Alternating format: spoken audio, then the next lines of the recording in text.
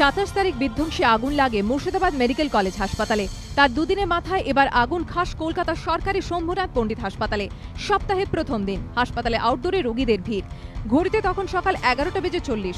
হাসপাতালে আউটডোর বিভাগের দোতলার লাইব্রেরির পাশে সেমিনার রুমের একটি স্প্লিট এসিতে আগুন লেগে যায়। নিমেষে কালো ধোঁয়ায় ঢেকে যায় সেমিনার রুম। মুহূর্তের মধ্যে রোগী ও রোগীর পরিজনদের মধ্যে আতঙ্ক ছড়িয়ে পড়ে। শুরু হয়ে যায় দৌড়াদৌড়ি।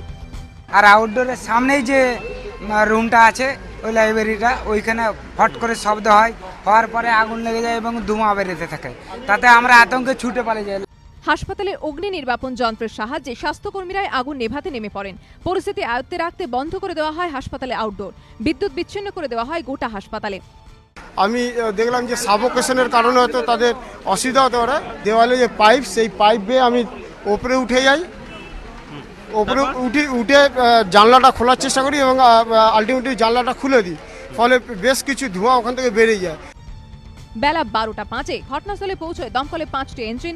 যুদ্ধকালীন তৎপরতায় আগুন নেভানোর কাজে নেমে পড়েন দমকল কর্মীরা।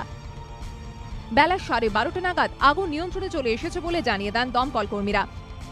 হাসপাতালের ভেতরে যাতে আতঙ্ক না ছড়ায়, ঠিক সেই কারণেই রোগীদের কিন্তু নিরাপদ দূরত্বে সরিয়ে নিয়ে যাওয়া হয়েছে। কিন্তু স্বাভাবিকভাবেই হাসপাতালের ভেতরে এইভাবে ধোঁয়া এবং পরবর্তী ক্ষেত্রে ছোটাছুটির ঘটনায় যথেষ্ট আতঙ্ক ছড়ায়। মুর্শিদাবাদ মেডিকেল কলেজ থেকে শম্ভুনাথ পণ্ডিত। দমকল মন্ত্রী বলছেন, দুটি অগ্নিকাণ্ডে নেপথ্যে রয়েছে এসি মেশিন।